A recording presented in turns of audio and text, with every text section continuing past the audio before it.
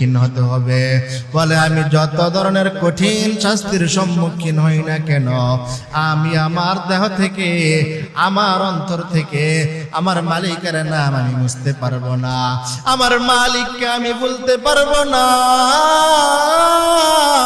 আমার মালিককে আমি অস্বীকার করতে পারবো না। এবার ফেরাউন তার কর্মীদেরকে ডাক দিয়া বলেন, কড়াইয়ের মধ্যে তেল দাও আর তেলটা প্রচন্ড গরম করতে থাকো। যখন এই তেলটা প্রচন্ড তাপ হয়ে গেল, প্রচন্ড ফুটন্ত তেলের মধ্যে, গরম তেলের মধ্যে ওই মহিলার একটা মেয়েকে এই তেলের মধ্যে ফালাইতে দিরি, এই মেয়েটার হাড় আর গোশত আলাদা হইতে দিরি না। এবার ওই মহিলা হাউমাউ করে কান্নাকাটি করে এবার ফেরাউন